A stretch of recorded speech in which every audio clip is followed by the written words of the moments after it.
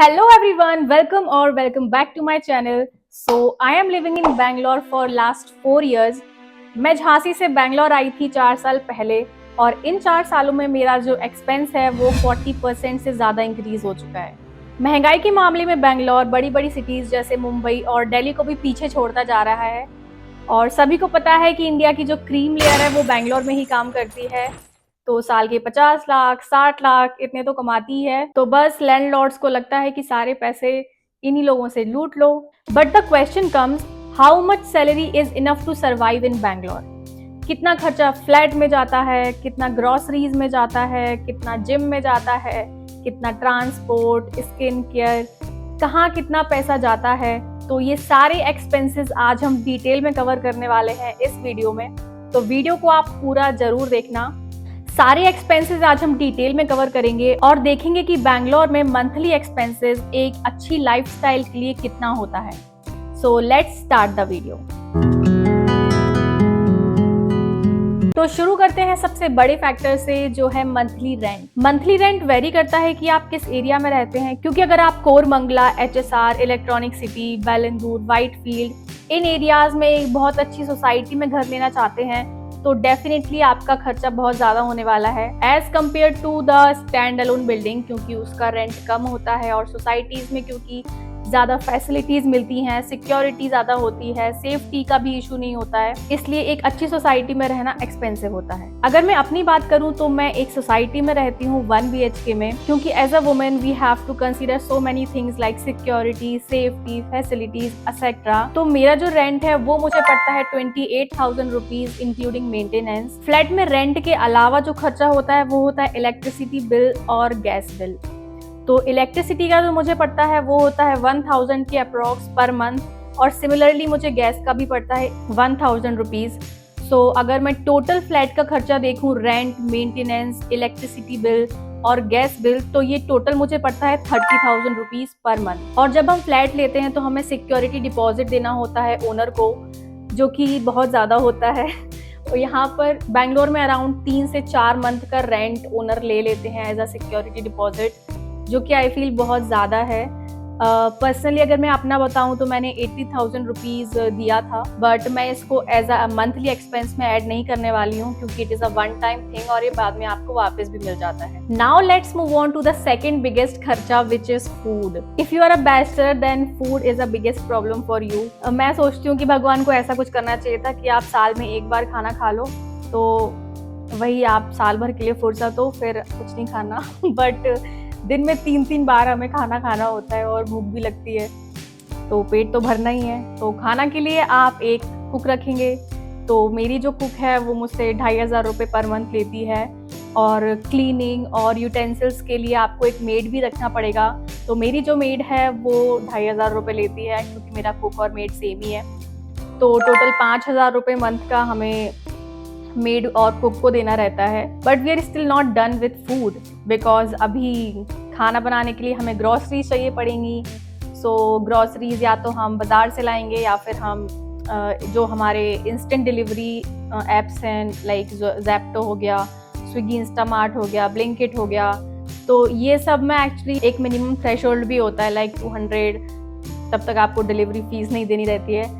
तो ऐसे ऐसे करके जो ग्रॉसरीज और जो घर की छोटी छोटी चीज़ें जो हम मंगाते रहते हैं डेली, उन सब का जो खर्चा होता है वो अप्रॉक्सीमेटली 6,000 रुपये के आसपास मुझे पड़ता है, क्योंकि हम कुछ ना कुछ तो मंगाते ही रहते हैं। But we are still not done with food, because Bangalore में देयर इज अ थिंग कि संडे को कुक की छुट्टी होती है और संडे को आपको खुद खाना बनाना पड़ेगा, या तो आप किसी बाहर रेस्टोरेंट में खाना खाएंगे या फिर आप जोमेटो या फिर स्विगी करेंगे। पर्सनली अगर मैं अपना बताऊं तो अगर मैं एक मील ऑर्डर करती हूँ जोमेटो से या स्विगी से, तो वो अराउंड 300 to 400 रुपीज़ का आपको पड़ता ही है। अगर आप बाहर रेस्टोरेंट में खाना खाएंगे तो वो डिपेंड करता है, ज़्यादा कम हो सकता है। तो 400 रुपये के हिसाब से हम लेते हैं संडे का एक मील का, तो अगर हम पूरे दिन का देखें तो 800 रुपये के आसपास हमें पड़ जाता है। महीने में 4 संडे होते हैं तो 3200 रुपये के आसपास आपको ये खाने का पड़ेगा। Now let's move on to the next thing. इसके अलावा if you are a women तो आपका काफी सारा पैसा स्किन केयर में भी जाता है, क्योंकि लिप बाम जो होती है वही 500 रुपए की आती है। इसके अलावा टोनर हो गया, सीरम हो गया, face moisturiser, body moisturiser, sunscreen, makeup, face mask etcetera etcetera.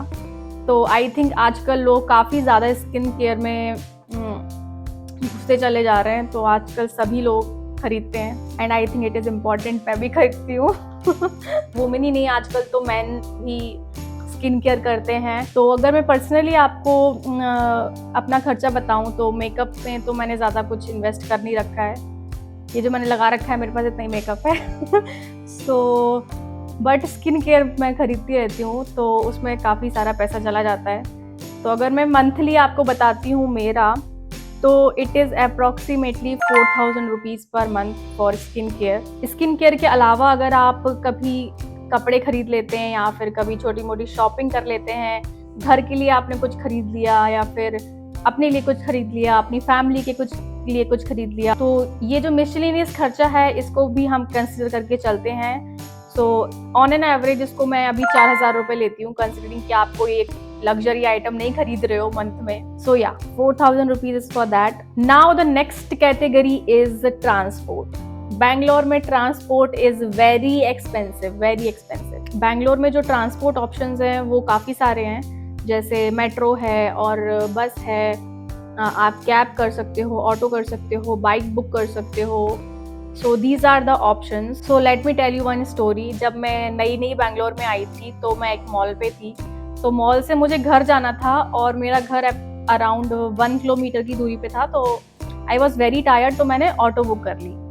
सो उस ऑटो का मैंने 150 रुपये दिया था सिर्फ 1 किलोमीटर का, and I was shocked because Jhansi में तो 10 रुपये ही लगते हैं यार। आप शेयरिंग ऑटो में बैठ जाओ और पहुंच जाओ, 10 रुपये ही लगते हैं, आप 20 रुपये लग जाएंगे ज़्यादा से ज़्यादा, बट 150 रुपये was too much for 1 kilometre. But अब तो मुझे आदत हो गई है। सो ट्रांसपोर्ट को मैं 2 कैटेगरीज में डिवाइड कर रही हूँ। एक है ऑफिस ट्रांसपोर्ट और दूसरा है जो आप अपने पर्सनल काम के लिए ट्रांसपोर्ट यूज़ करते हो, जैसे फ्रेंड से मिलने चले गए, रेस्टोरेंट चले गए या फिर एयरपोर्ट चले गए, वो सब अलग। तो पर्सनली जो ऑफिस ट्रांसपोर्ट है उसमें मेरा बिल्कुल भी खर्चा नहीं लगता है, क्योंकि मुझे ऑफिस से कैब लेने आती है, कैब भी मुझे ड्रॉप करने आती है। तो जो ऑफिस का ट्रांसपोर्ट है वो मेरे लिए 0 रुपीज़ है। बट अगर मैं कहीं बाहर जाती हूँ तो उसके लिए मुझे कैब या ऑटो करनी पड़ती है। पर्सनली मैंने आज तक कभी बाइक बुक नहीं की है, मैं या तो ऑटो बुक करती हूँ या तो कैब बुक करती हूँ, वही मुझे कंफर्टेबल लगता है। ट्रांसपोर्ट का ज़्यादा से ज़्यादा मुझे 3000 या 4000 रुपये पड़ता है, क्योंकि मैं ज़्यादा बाहर नहीं जाती हूँ, मैं घर पे ज़्यादा रहती हूँ। वीकेंड्स पे भी I stay at home, so transport का लगता तो ज़्यादा ही है, बट ठीक है, मतलब इतना ही लगता है। या so these are the main monthly expenses जो कि एक बैचलर को आपको देखने को मिलेंगे इन बैंगलोर। अगर आप एक अच्छी लाइफस्टाइल में रहते हो और कंजूसी से नहीं जी रहे हो तो आपको इतने पैसे तो खर्च करने ही पड़ेंगे। सो आप लोग भी मुझे कमेंट करके बताना कि आप लोगों का मंथली खर्चा कितना होता है, क्योंकि सिर्फ ऐसा ही तो नहीं है कि सिर्फ मेरा ही कट रहा है। तो प्लीज कमेंट में बताना कि आप लोगों का मंथली खर्चा कितना है। तो आई थिंक 55,000 रुपीज के आसपास आपका एक्सपेंसेस रहेगा। कुछ लोगों का इससे कम भी हो सकता है, कुछ लोगों का इससे ज़्यादा भी हो सकता है, बट पर्सनली मेरे लिए अराउंड 55,000 मंथली एक्सपेंस पड़ता है। बट अगर मैं घर चली जाती हूँ, कहीं घूमने चली जाती हूँ, अगर आप बैंगलोर में रह रहे हो तो आपका हेल्थ चेकअप तो होता ही होगा, क्योंकि कंपनीज जनरली कराती हैं। तो भाई विटामिन डी कम होगा, हीमोग्लोबिन कम होगा, विटामिन बी कम होगा, तो फिर आपको मेडिसिन भी लेनी पड़ेंगी, तो ये खर्चा फिर आपका और बढ़ जाता है। But it depends on an individual, क्योंकि सबका ऐसा नहीं होता है, सब लोग अलग अलग फ्रिक्वेंसी से ट्रैवल करते हैं, सबका मेडिसिन का खर्चा अलग होता है। So I am not considering those on main monthly expenses. और लोग रहना भी बैंगलोर में ही प्रेफर करते हैं, क्योंकि बैंगलोर के पास जो खजाना है वो किसी दूसरी सिटीज़ के पास तो है ही नहीं, और वो है यहाँ का weather. So share this video with all your friends who are shifting to Bangalore, ताकि उनको भी एक पहले से आइडिया मिल जाएगा कि उनको कितना अपनी सैलरी में से सेव करना है, कितना स्पेंड करना है और कैसे अपना बजट प्लान करना है। And also do let me know in the comments कि मैं किस टॉपिक पे अपना नेक्स्ट वीडियो बनाऊँ। So do let me know that in the comments. Until then, bye bye. I will see you in my next video.